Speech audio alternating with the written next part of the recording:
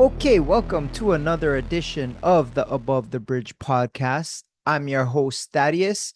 Just want to apologize for last week. I had some technical difficulties with my computer and wasn't able to edit or launch the episode. So here's the episode. First thing I want to do is shout out our sponsors. First, we have Defend Hawaii. Go check them out at No One at Windward Mall. Also, go check out No One's Instagram. They have a lot of cool skits and funny videos they've been putting out recently. But go to defendhawaii.com, check out what they have. You can get their new drops for the season. Christmas is coming up, so a lot of good Christmas present options. Go check them out, defendhawaii.com, promo code ATBpod upon checkout. You'll get 15% off whatever you order. Next, we have IREP Detail Supply, and they're your one-stop shop superstore for anything you need to detail your vehicle. I got my dad a buffer to buff out his car last year. So Christmas is coming up. A lot of good gift ideas. They also have a store in Temple Valley Shopping Center and also in Las Vegas. But go check them out, irepdetailsupply.com. Promo code ATBpod upon checkout, and you'll get 15% off your entire purchase order. Next, we have Hawaii Candy Factory, and their candies are everywhere on the island. I see them at Foodland, Longs. They come in the packages called Noms. They have a new peppermint chocolate bark out for the seasons. My favorite is the banana lumpia. But go check them out, hawaiicandyfactory.com, promo code ATBpod upon checkout, and you'll get 10% off your entire purchase order. Last but not least, we have our Hawaii Medical Mushroom Company, and it's a local medicinal mushroom company here in Hawaii, Med Mushroom Hawaii. If you check them out, they have four different types of mushrooms. They have the lion's mane, they have the chaga, turkey tail, and red reishi. I take all four religiously. I take the first three in the morning and the red reishi at night. It helps me sleep like a champ. If you go on their website, Med Mushroom High, it'll explain to you all the benefits of each and every one of these mushrooms. If you decide to order, go to medmushroomhigh.com, use promo code ATBpod upon checkout, all capitals, and you'll get 45% off your first tincture of extracted mushrooms. Med Mushroom High. Go check them out. Aloha. All right, this week on Above the Bridge podcast, I have the newly crowned Ms. Hawaii United States as well as the Miss United States. Did I say that right? Yes, you did. Okay, her name is, she also is a car salesperson for Mercedes-Benz. So we're going to touch on that. But her name's Angie Martinez. What's up, girl? What's up? Thanks for having me. Thank you for agreeing to be on my show. I technically was going to ask you prior when you were just a salesperson because I thought a woman that's a salesperson in such a male dominant field, I wanted to talk to you about that. And now I have way more things to talk to you about since you're newly crowned with your pageant success. I want to know how all this started and how this came about because I didn't even know you were into that kind of stuff. Yes, I'm getting that a lot. Long story short, I had a customer that was actually asking me for many years to compete, and she's one of the pageant directors for the state of Hawaii. And she asked me for like the last 2 years, like, oh, you got to compete, like, not just the looks, but you have everything, and I think you'll do well. And I was like telling her, I've never ever done anything like that. I've never stepped on a stage. I've never modeled. Like, I like to look nice and put myself together, especially for work, being professional and all. But she just kept like pushing me. Like every year she would ask me again. And then one day I had my daughter at work with me, and the pageant director came by and she spoke about it again. And then my daughter looked at me and she's like, wait, you've been asked to compete in a pageant? Like, mom, you have to do it. And I said, what? Are you kidding me? And she's like, no, you have to do it. And I'm like, you know what? Let me think about it. So I went on a quick trip to Cali. I was talking to my family, and then they're like, you should do it. So I actually signed up super last minute. I had less than 3 months to compete in the state pageant, but thankfully the state, they helped me kind of do certain meetings where we would learn how to walk and talk and certain things like that. So I ended up doing the competition in Kaneohe at Wimmer Community College, Palico Theater Oh, in June. nice. And yeah, I basically gave it my all and I won as Ms. Hawaii. And from there, they told me, okay, if you win, you'll go to nationals, which is in Tennessee, and that would be October. And it wasn't until like 2 months before October that I decided to actually go to nationals because a lot of people don't know, it costs a lot of money. Like Oh, you yeah. to get your hair, makeup, dresses, like everything just adds up. And it wasn't until like a couple months before that my company decided to sponsor me because they said, "Hey, are you gonna go to nationals?" And I'm like, "No, I don't like to ask for money and I don't think I have enough time to fundraise, but I think I'm just gonna pass on that." And they said, "No, like we'll sponsor you guys, like it or you, excuse me. So if you hit a certain amount of cars, then we'll give this much money and then the owner will match it." So Oh, basically wow. we hit our goal and they wrote a check and I was like, okay, let's do it. So I just had a couple of months for nationals, and that's a whole nother level where it's all the other states. And these women, super nice. I thought it would be catty, but turned out super nice.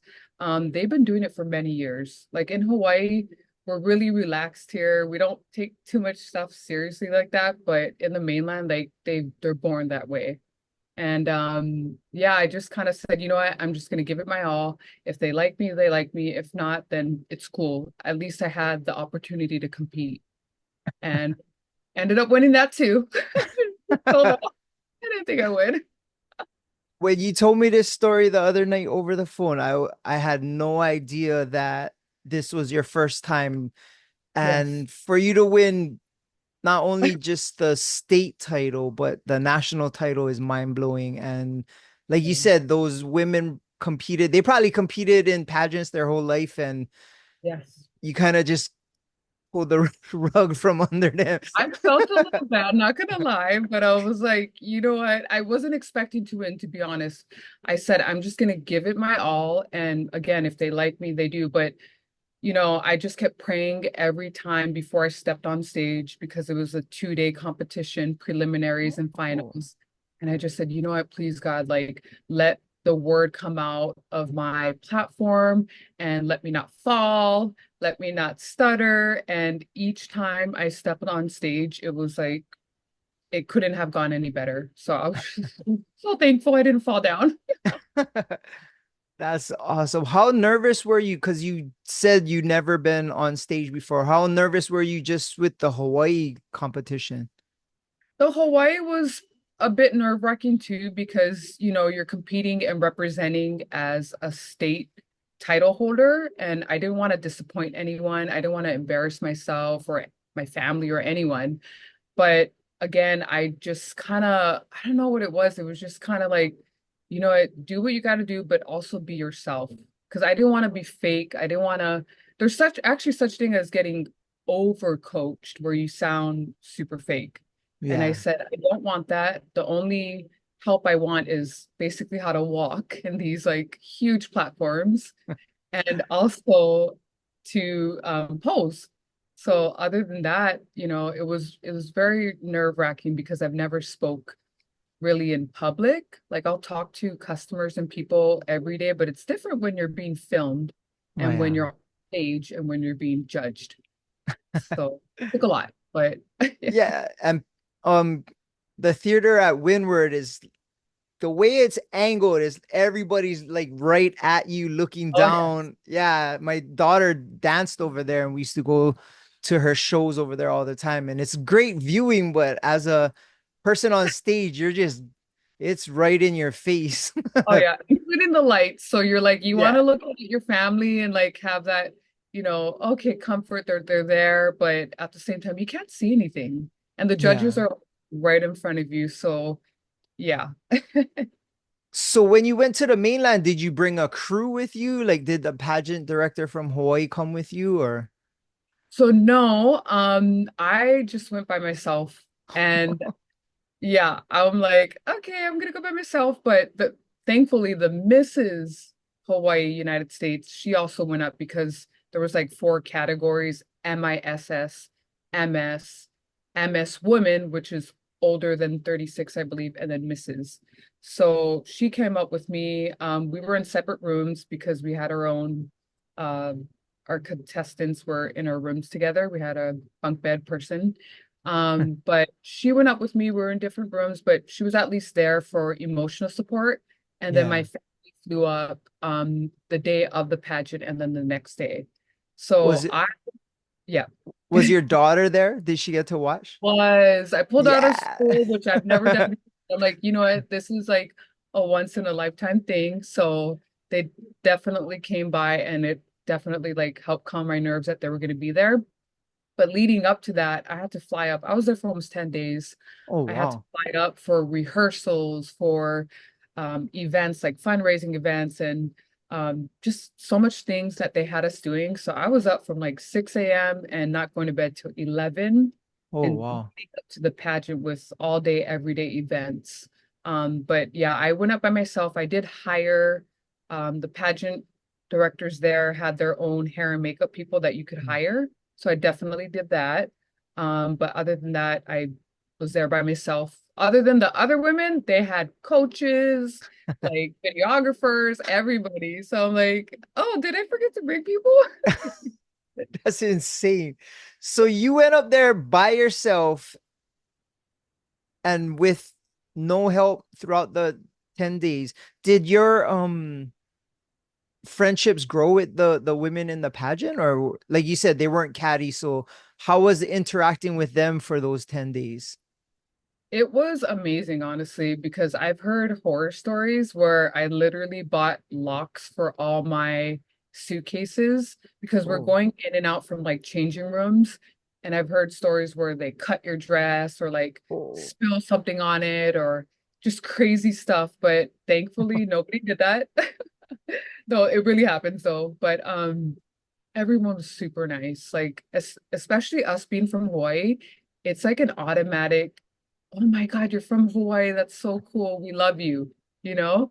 So I opened my mouth, I said I'm from Hawaii. They're like, oh my gosh, like we love Hawaii, this. So everyone was super cool. And I'm really close with like a lot of the girls that throughout my year of reign, I'm going to be going to like California and doing collaborations with them. I'm Oh also going wow. to go march to Louisiana because one of my other contestants, she's from Louisiana. She invited me over. So a lot of Wow. traveling this year, but with all the pageant queens, we call them. Oh, Yeah. that's super. So what is your responsibilities for being crowned this honor, and what do you have to do? So thankfully, with this pageant system, it's not like the other one, the big one that everyone knows, Miss USA.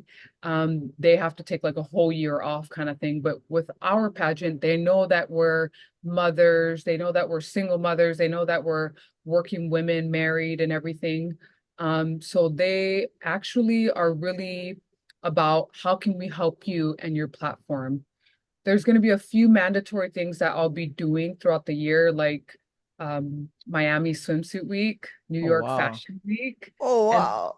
yeah, I know. When I heard that, I'm like, okay. Um, and then also I'll be obviously going up next year to pass down my crown. But they're all about every week they check in with us. And once a month we do a Queens Zoom call with all the other girls. And we Oh have like wow. group chats and everything like that.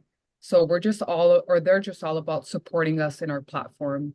And I'm like, I couldn't believe that. I thought it was all about looks and photos and all this other stuff, but it's not. It's about our platform and mine being suicide prevention and something that is very close to my heart that I never thought I would be an advocate or be able to publicly speak out about it, but now having that platform is like changing my life and changing our state and hopefully taking it to the nation.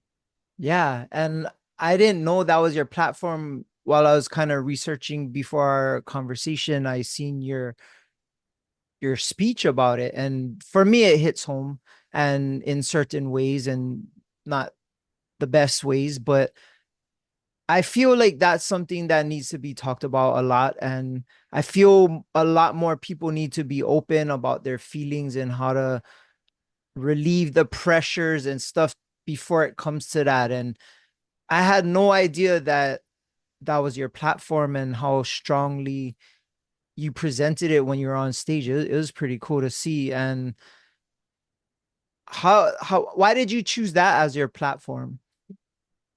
So, with the pageant system, there's basically four categories that you get judged with.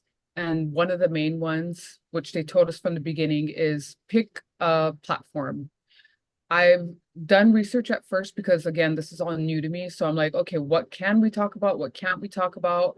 And I've noticed a lot of people do things from like animal rights or women's rights or mental health, which is all really good platforms. But after researching, I already kind of knew what spoke to me, which was suicide prevention, but I wanted to research it. And I've noticed that people don't specifically talk about suicide. And I get it, it's a very touchy subject.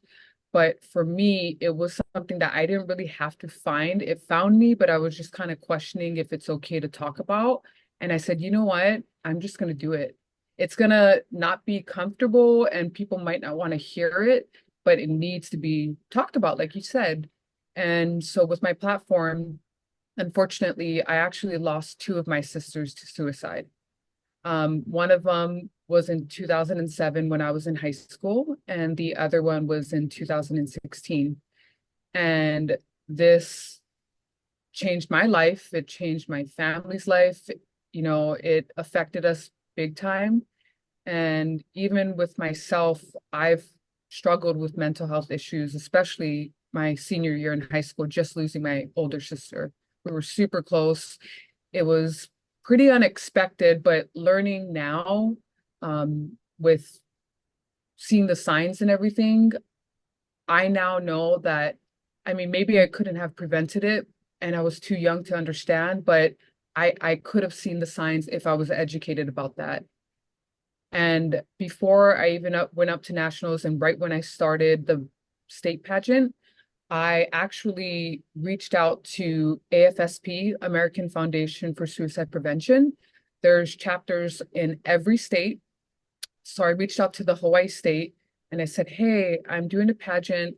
I want to know more about your, your whole system and everything. And I want to see how I can help. So please let me know. This is something I'm very passionate about and I want to spread the word. And they reached out to me immediately and they helped me kind of give me more information about it. And till this day, I'm doing a lot with them. I'm doing a lot by myself, like holding sign waving events. But then the next step is actually to be certified to become a speaker so I can go to schools. I want to go to high schools. I want to talk to the kids about it.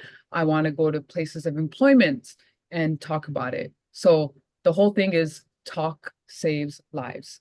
We have to talk about it. It's not going to be comfortable, but if we can just help one person, you know, Yeah. that's one life.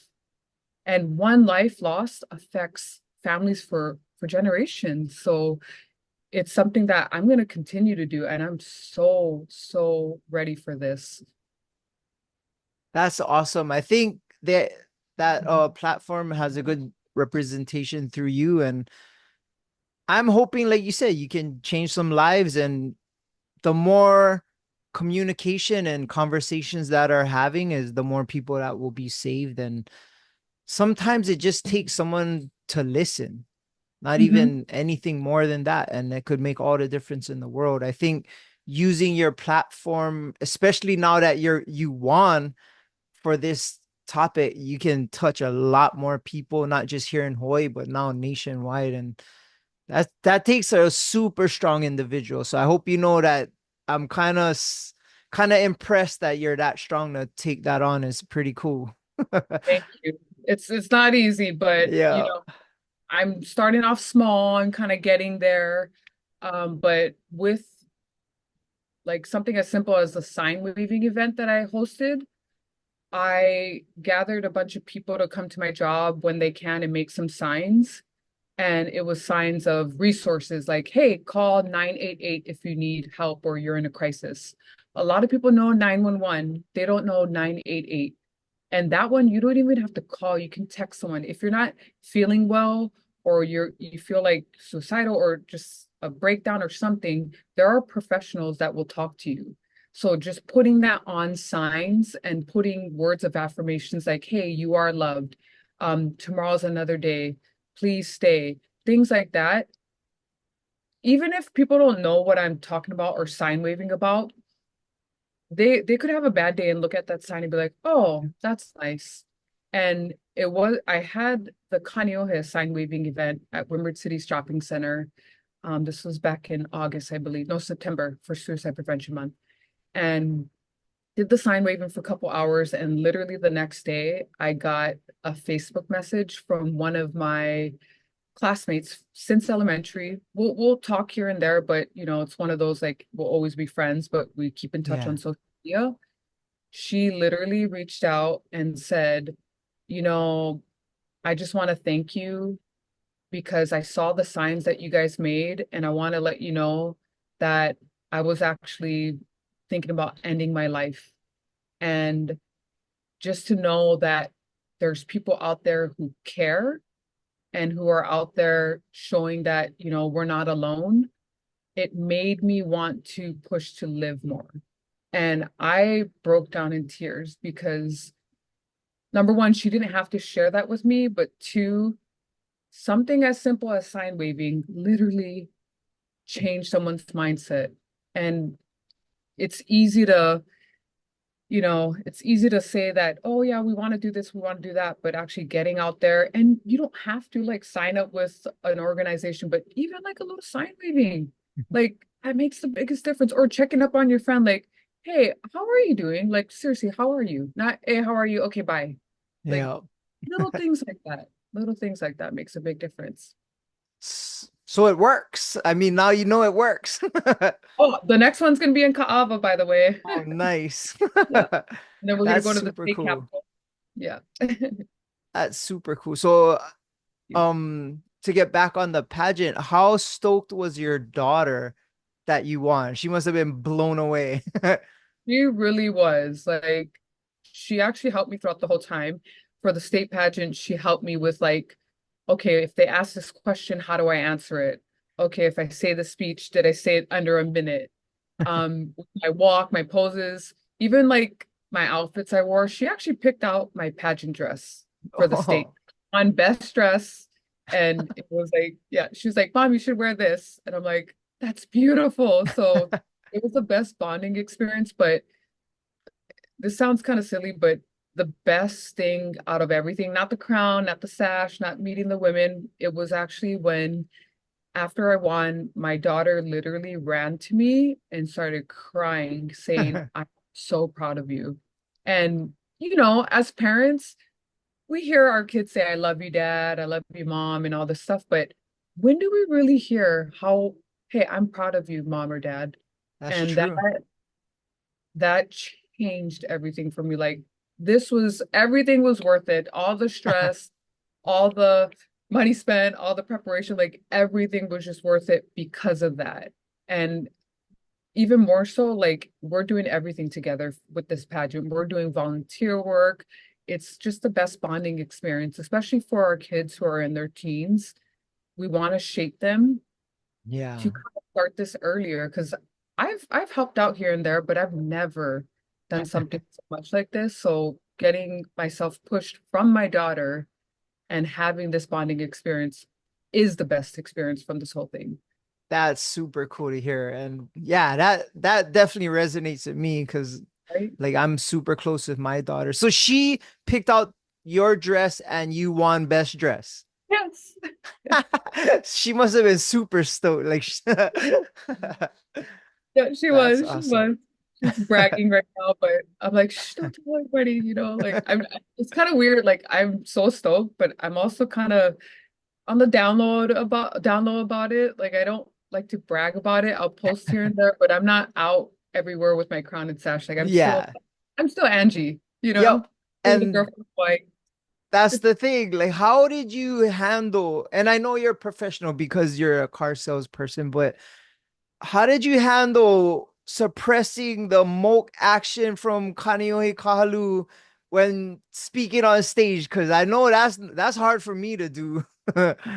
It is. I mean, it's funny because some people till this day they'll be like, "Hey, where are you from?" I'm like, "Here." They're like, "No, but like, where are you from?" I'm like, "Here." Like, I'm born and raised here. Like, what do I look like something else? And I guess it was because of my job. Like, I learned to dress a little bit more up, But on my days off, I have my hat, no makeup. I'm chill. I have slippers, everything.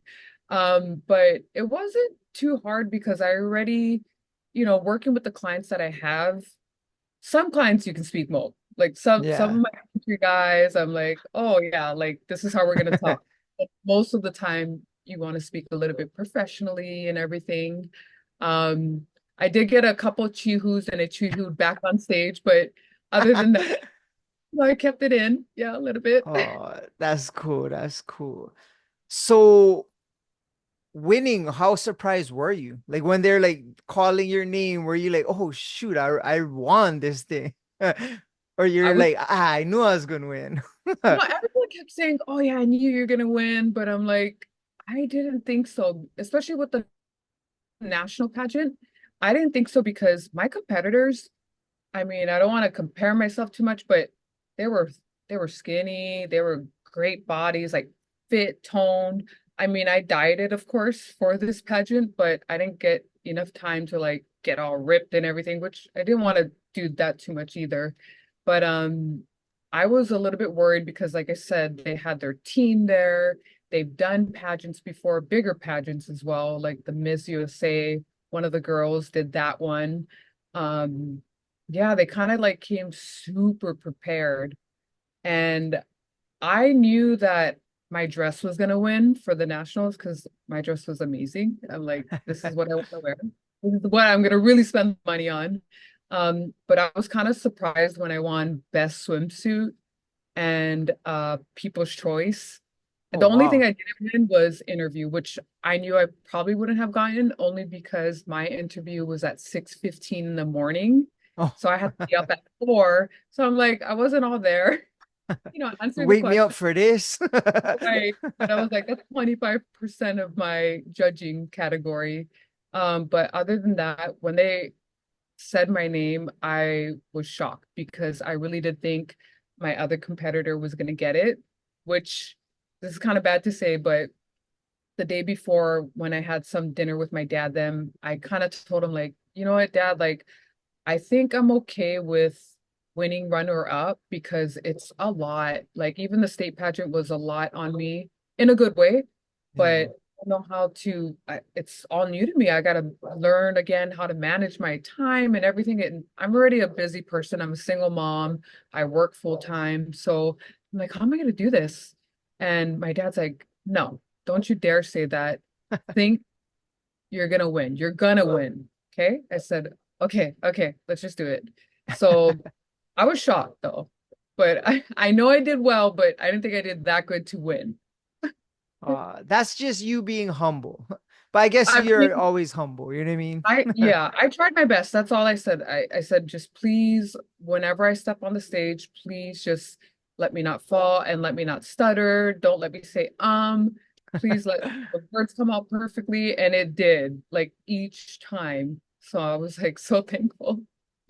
And you said you prayed a lot about it, right? I And did each time because right behind the curtains, there's one girl at a time walking the stage, posing, whether it's for her swimsuit, her evening gown, or even the 60-second speech. Like each time behind the curtain, I'm like hyperventilating. I'm like, oh my gosh, like this is crazy. And especially the 60-second personal platform promise speech about my platform, you have 60 seconds to say it. If you go over, they cut the lights, they cut the mic. If you Oh. go under, you're just standing there awkward. And then they ask you a question that you don't even know what's going to be Oh, asked. So, what was your question? it started off as the veteran statistics for men in the military is 30% suicide rate and for women 36. Why is that a difference? And what kind of signs can you see? So he started off with veterans, which I understand that they have a higher risk of suicidal rate, but I don't know the percentages. I don't know the data. So when he said that, my mind was like, oh gosh. And I'm being filmed, my hands on my hip, and I'm just like, smiling, looking at him like, oh, I don't know, I'm going to answer this, but I basically took the last part of his question, which what are the risk factors you can see? And that's a general question, to be honest. Yeah. It could be veterans, it could be a student, it could be a female or male. So I just spoke from my heart. So again, it ended up coming out as perfect as it could be. I didn't say I'm like, thank you. That's cool. And it's cool that you always turn to God in a not trouble situation, but when you need help. And for me, I don't know if you know this, but for the first time I even seen you was at St. Anne's, and your daughter was in Sunday school, and she was either getting first communion or confirmation. And my daughter was just starting, and I remember we were behind you guys a bit, and I seen you guys do your thing. I was like, oh, that's a single mom. It gave me more courage, like, oh, okay, if she can do it, I can do it, because I was a single dad, and I wanted my daughter to have at an early age the Christian values and just the knowledge of God, and the fact that she can turn to him in a troubled situation. And my mom is straight Catholic lady, Oh, I or know. I would was, see her yeah, on Sundays all the time. yeah. And um yeah, just your guys' presence there and how you interacted with your daughter, and it was very strong, and that definitely impacted me and gave me strength. And Arya got all her sacraments, and other than matrimony. But Yeah. Yeah. yeah, and yeah, it was cool, and that definitely made a difference in my life, as well as my daughter. So I didn't know if you knew that, but that was the first time I even seen you guys, you know what I mean? And just through Instagram and stuff, I always kind of gravitated towards the bond you have with your daughter, because as a dad who has a daughter, I kind of want the same bond. Maybe not, I can't do all the girly stuff, but I can definitely have that same interaction where it's strong. I can tell like your daughter and you are strong. That's something very strong. And now they're both teenagers, and it's getting a little crazy. That's crazy. Thank you for sharing that, by the way. But Yeah. I remember that because I knew you from back in the club days, Clubs. Yeah. getting us in and everything, DJ Hoppa Boy and everybody. So I definitely remember that. But I remember seeing you at church.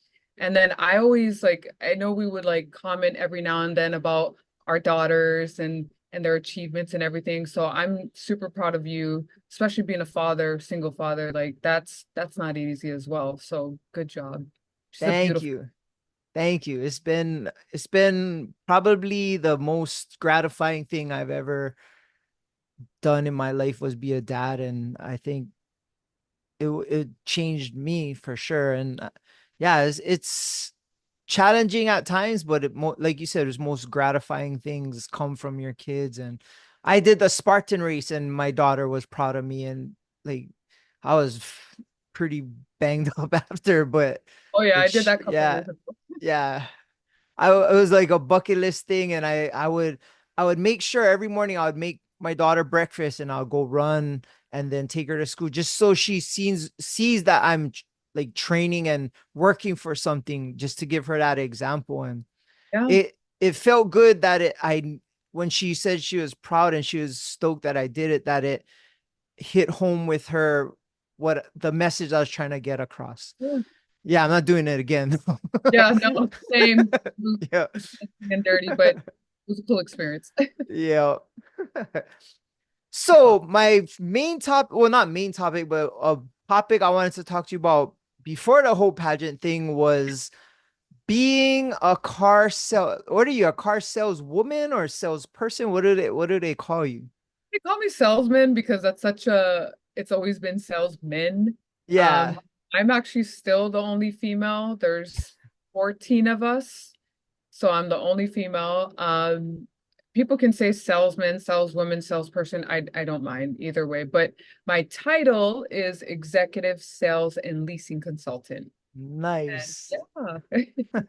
How did you get into that? Were you in sales before? Or like, how did you work your way up to that? 'Cause I know getting a job at Mercedes isn't easy. No. Yeah. Um, One is lucky, two is with hard work and dedication. So I was actually working at Enterprise Rent a Car. Okay. I was there for a couple of years, but Bella, my daughter, was just like in diapers. And I was making good money, but I was working 6 days a week, driving from Kahalu to Wahiwa, and I'm paying a babysitter like over $1,000, which is still a lot now. And I would come home so late. So I'm like, I'm a single parent. I'm paying somebody else to watch my kid. I'm coming home and I don't have enough time with her.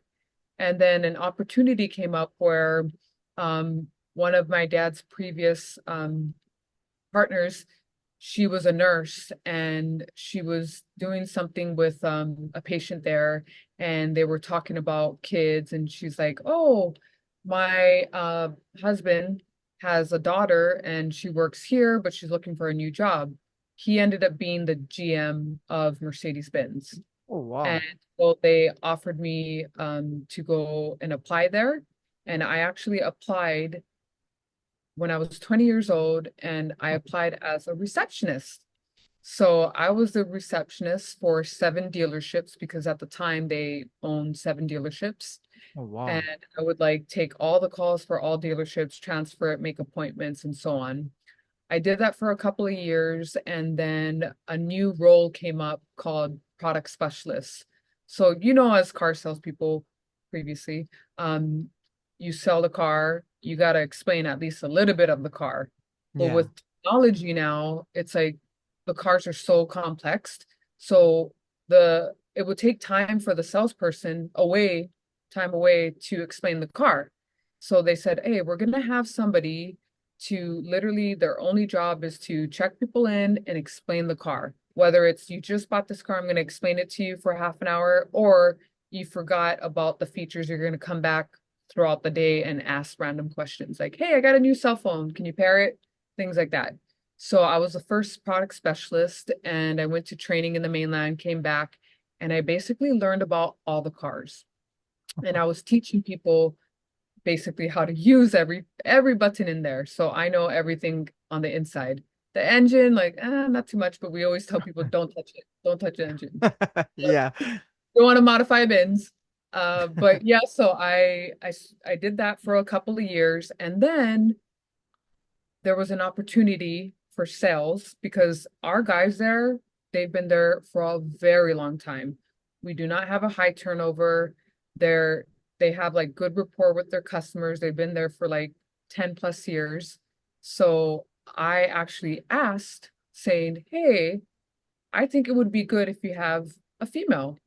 And I started off as a receptionist, so I know a lot of the customers from being behind the desk, checking them in. And also, I would look at all the other salespeople and see their style, and then be like, "Oh, okay, I like how he does that. Oh, I don't like how he does that." And then I knew the product. I just didn't know how to sell, Yeah. but I kind of didn't want to know how to sell. I just wanted to listen to the customer, teach them what they're supposed to learn about their car, and then basically get them to the right car at the right price and so on. So at first, when I asked, they had me go to HR and they didn't want to give it to me because I had no history of sales. I didn't come from another dealership selling cars. They actually told me to go and work at like Honda or Mazda, get experience, and then come back.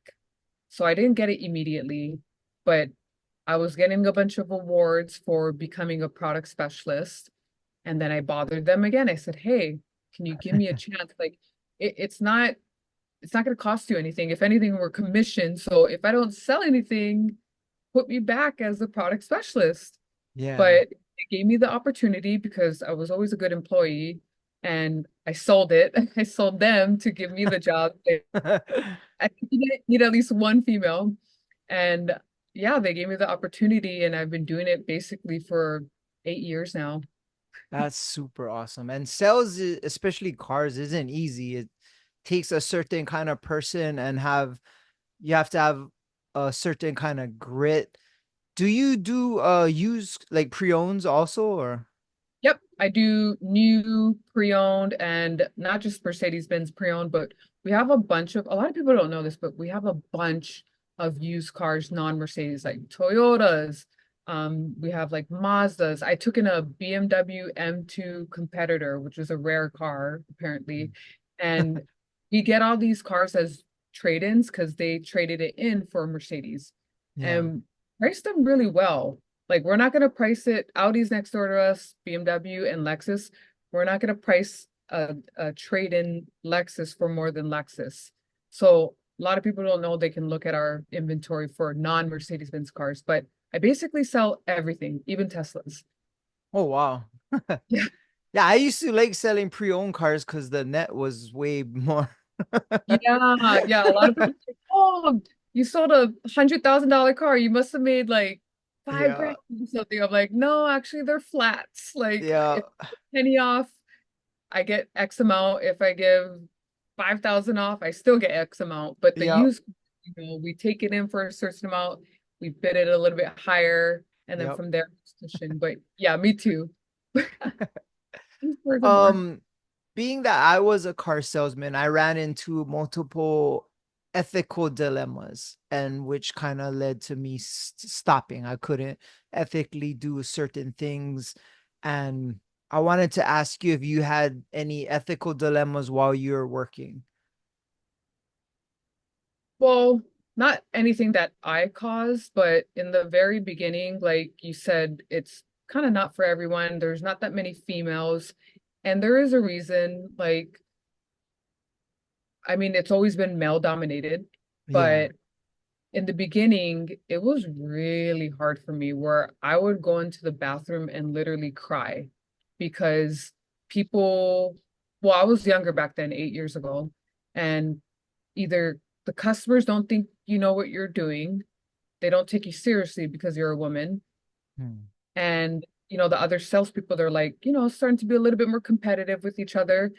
Thankfully, we all get along because they've been there so long and they know, hey, I'm Angie, the receptionist. I'm Angie, the product specialist. I've always helped Yeah. you out. Now is my time to do my own thing.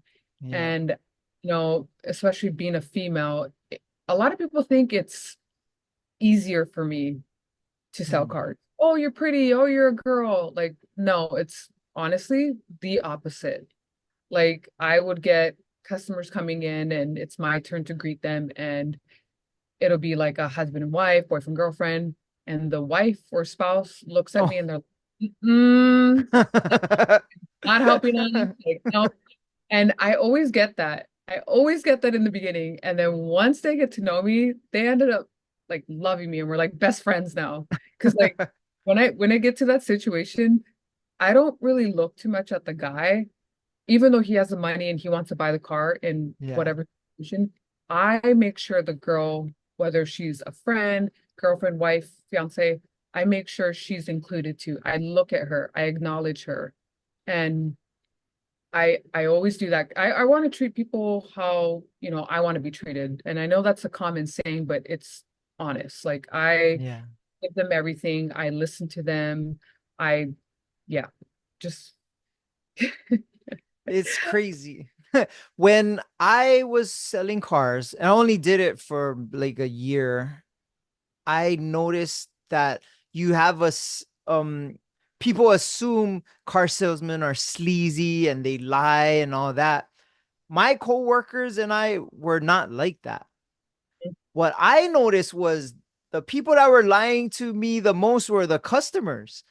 Like they would lie to me so much. Oh yeah, I'll come back, or oh yeah, I have this car, and like I would catch them in so many different lies, and I was thinking, how can car salesmen be like portrayed as liars when the customers lie way more than the car salesman? I was always honest, upfront and everything. Like especially new cars were so easy because they have a warranty. I like that was like the easiest thing to sell because I had something that could back up my sale.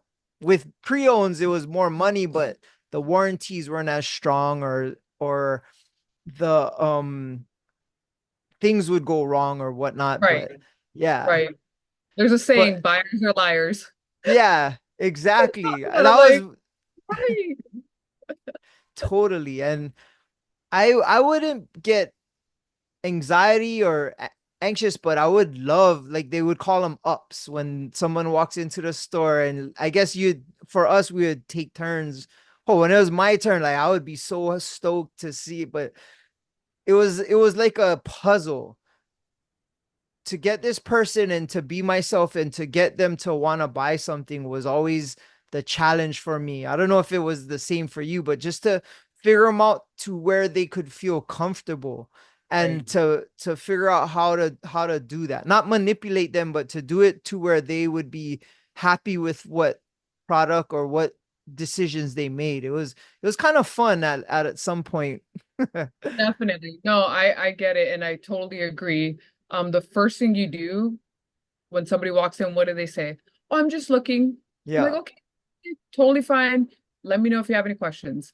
We're not the type of dealership where we're gonna all rush you at once. So I get that people have their guards up because unfortunately at other dealers, smaller ones in like off limits kind of thing where it's like not Yeah. even named dealership, they get screwed a little bit, They're like, oh yeah, let me take this car and oh, you're only gonna get this much and your interest rate's gonna be 25%. And I mean, like they get screwed. I get it. But breaking down those walls from the beginning, like not pressuring them is the Yeah. first step. Greeting them is the second step. Listening to them, of course. A lot of times, some people just kind of, oh, you know what? This car has a lot of money. I want to sell them this car. Yeah, it'll make you money, but you're not going to make them happy. Yeah. I would say in the last 8 years, I've probably had maybe two buyer's remorse customers where they're like, oh, you know what? I didn't really like this car, but that was for whatever reason. I literally listen. Like, I'm the type where I'm okay with like giving off little just to make them happy. I could be making more money, honestly, if Yeah. I don't think, if I don't give them a discount, if I don't give them a good trading amount. But my style is one, treating them how I want to be treated, giving them a fair deal, and giving them the best customer service. I literally have a second cell phone for my customers to call me if anything goes wrong with their car. I want Oh, them to know, hey, you call me first. And if, okay, you need a service appointment, let me make it for you with a loaner. You need roadside assistance, here's this number. Like, I mean, to a certain time frame, my phone will turn off, but they yeah. have the number for everything. And that's just my style. Like, I want to make it where it's not just a sale for me. Like, I'm going to be there for you because your house and a car are the most expensive things you're going to buy in your life. Yeah. And with Mercedes-Benz, like not everybody can afford it. So it's a special moment. It's a lot of money. So I want to make sure I'm going to be there for you when anything goes wrong with your car. And that's honestly paid off for me from now because in the beginning, I started selling. I already, my first year, I was like top half. Oh, And wow. each year I was going up, up, up because my managers warned me, like, you're going to starve for maybe a couple years. It's going to take you at least 3, 4 years to gain your own clientele and everything. Yeah. But the word of mouth, this island is so small that, oh, Angie, my girl, she's going to hook you up. She's going to take care of you. Like even my service advisors tell customers, hey, go see Angie because they know that I'm really going to take care of them. Yeah.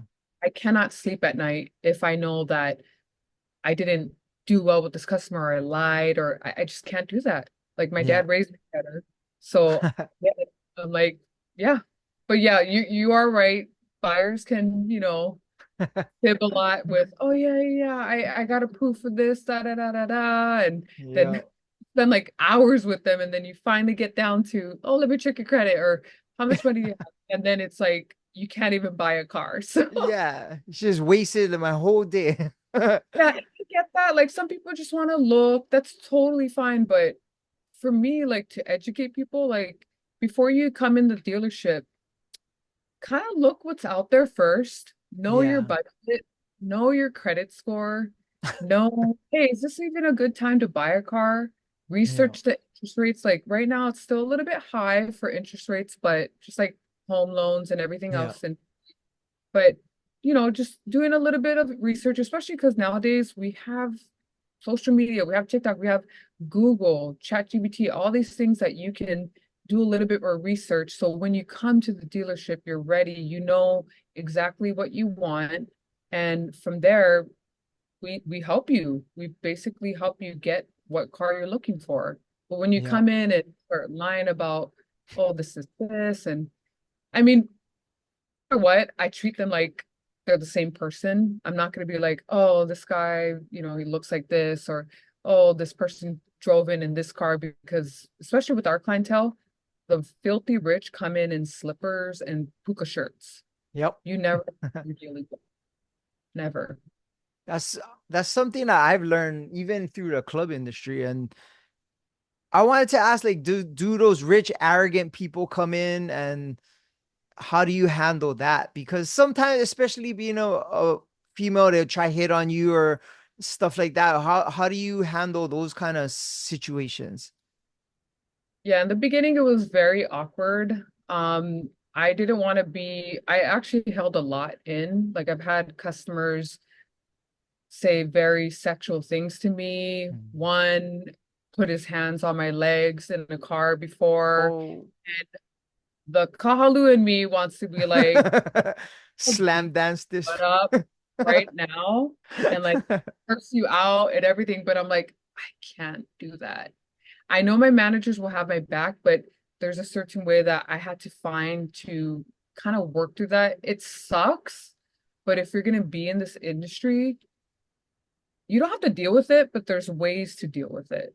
Yeah. So like for customers hitting on me and I know that they're married, Oh, I'm just like, ah ha ha ha, and just move on to the subject. I'm not gonna pay attention to that. I'm not gonna feed into that. I'm gonna like, oh, okay, okay. And then, so this is the price. yeah. Cash your finance. Well, you're strong enough to know how to navigate through that. I think, It took years.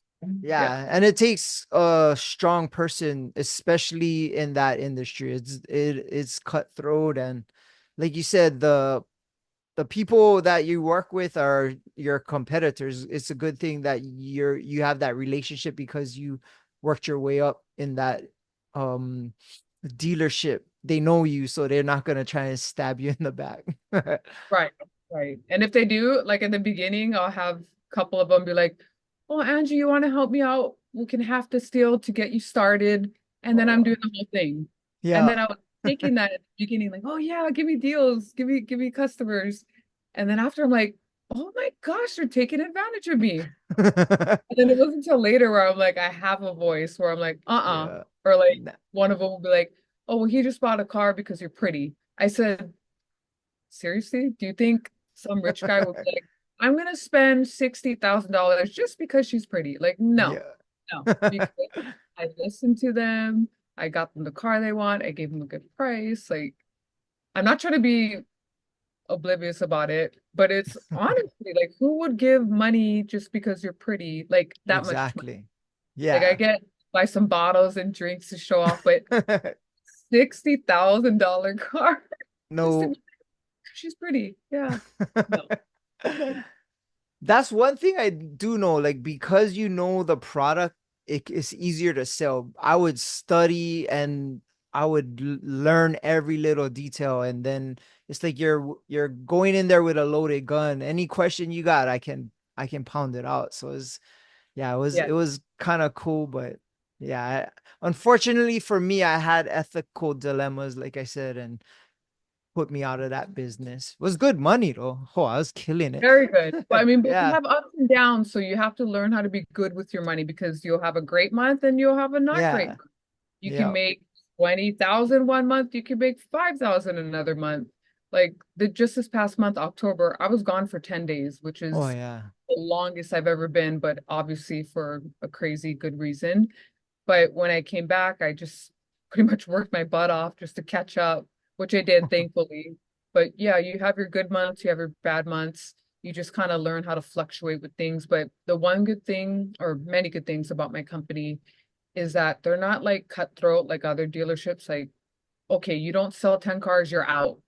And that's why Oh you see other dealerships with high turnover. You go there and, hey, where's so and so? Oh, he doesn't work here anymore. And I yeah. get it. Like they want to make a certain amount of money, but I mean, people are people. They're gonna have bad months, they're gonna have good months. So Yeah. the company, they understand that. And like I said, I've been, or I don't know if I mentioned, but I've been there 13 years now. And I started off in my 20 years old. And everyone else with at my dealership, they're in their like 50s, 60s, 70s. They've been there a long time. So it's definitely not easy to get in, but I feel like I'm so blessed the way that I went about it, where I started off from the bottom. I learned the company, I learned my coworkers, I learned the cars, and I learned the clientele. So I'm very blessed to have started that way because if I just kind of went in and sold, I don't think I would have made it. Yeah, for sure. Well, so what is your future goals with the company? Where do you see yourselves in the future with doing what you're doing now? I still want to stick to sales. Like everyone was like, what about management or finance manager? Oh, I mean, they make a little bit more money for sure, but their hours are brutal. oh yeah. Um, they're not really out there. They're stuck in an office all the time, pitching someone after you just bought like a $80,000 car. Hey, you want to spend 10 more grand? Yeah. No. So like for me, I love my job. I love Mercedes-Benz. I love all cars, but I really do believe in our cars. I love our cars. I love our clientele. I love getting out there. You never know who you're gonna meet. It can be someone from like Kaneohe, it could be someone from the mainland, it could be someone who always wanted a Mercedes-Benz and saved up so much, has a decent job, but and then the flip pitch, like you just never know, but it's exciting knowing people, meeting people, and I've like became friends with customers. Like it's just such a great experience, and I want Yeah. to stay in sales because I like the flexibility. I like my hours. I got grandfathered in where I'm 9 to 5. Oh, So, nice. I mean, I'll come on the days off and I'll stay later if I need to, but it's really flexible and I mean, the management and everybody there is just, I can't complain. I'm just so happy. I Oh, literally that's can't wait awesome. for it now. That's super awesome. Yeah. All right. Well, I got all the questions I needed to ask you for both topics. I know what I want to see. I want to see your crown. That thing was huge on your Instagram video, so I wanted to see it. It is big. I now have 4 crowns. Oh So wow. the entry as Ms. Windward, then Miss Hawaii United States, then People's Choice, and then my Miss United States crown. Yeah, So that's the big one. these box, heavy. Oh yeah, that's legit. It's so big. It's so That's big super and legit. heavy. And no, it's not real diamonds, so don't find from me. But yeah, this is a statement right here. I love it. That is a statement. Yo, your daughter must put it on and stuff. Oh, she has. I was like, you can be Miss United States for Halloween. She's like, no, I'm good. My mom's ready. I have one request. I don't know if you can make it happen, but you need to represent your what you want and your crown in because we've never had one in the Kaneohe Christmas parade. You gotta be on the float or one of those Oh, convertibles going through Cam Highway I because I this a have it's a big honor for Kaneohe, you know what I mean? I do. I'm hoping so. I was just in. one of the parades, which was my first one. I'm gonna have another one for the Pearl Harbor one, but I definitely need to reach out for that one because I used to walk in that parade when Yeah. I was at Castle High School, RLTC, in my uniform in the hot sun, walking all the way to Castle. So I'm like, now's the time where I sit in my convertible and just wave. Yo, you got So to. I'm gonna thank you be for reminding me. I'm definitely yes. gonna reach out. That has to happen. It's coming up in a couple months, so you got to make Right, it happen. right. I'll put it on my to-do. Yep, I'll be there, so I'm gonna be watching. Okay, It goes right okay. in front of my house. Yeah, you're right. You're right. Yeah, Okay, I'll put that in right away. yeah. All right. Well, we've been going for an hour. I wish you the best Thank representing your platform this year, and I hope you do reach a lot of people and change some lives. And I think, minus all the glitz, the glamour, the crown, the makeup, and all that, that's what's driving you. And I think that will always be your strength. And I think hopefully you will change lives and make a difference because at the end of the day, that's what Aloha is. And that's what you're being the ambassador of being from Hawaii, going to the mainland is showing everybody aloha. Yes, thank you. I really appreciate this opportunity too. So happy for you and thank you for having me on. Yeah. So where on social media can people find you and where can people go to get a Mercedes from you? Okay, so I have a couple accounts, but my personal, oh, excuse me, not my personal, my official account for Ms. United States is official MS United States. And then for my car one, it's at Angie underscore Martinez underscore MBH. MBH for Mercedes-Benz of Honolulu. So you can call, text, all the information's on there, email, whether you want a special appearance as Ms. United States, or if you want just basically to look at your options for a car, just call or email me. That's so random. It is. There's two now. I'm like, oh gosh, Yeah. there's two. It's so different, but collab this. Yeah. Yeah. Nice. And for us, as always, you can find us on Instagram at Above the Bridge Podcast. Our YouTube is Above the Bridge Podcast. Our website is atbpod.com. And my Instagram is Daddy Daddy Hi. Well, I hope to see you around Kaneohe, and I hope that I should come to one of your sign waving things. I'll be down for that. I always wanna try and do more community stuff. So I'll be down, especially in Kaneohe for sure. Yes, I will definitely let you know. Yeah, that would be cool. Well, thank you again for coming on. Shakas for the cameras. Thank you. And Yeah, you gotta practice that one, huh? I know I was like going like this before. I'm like, ew. Oh, this is why. This is why. Right on. We're out. Shout out to the Artist Group Network. Aloha. Uh-huh.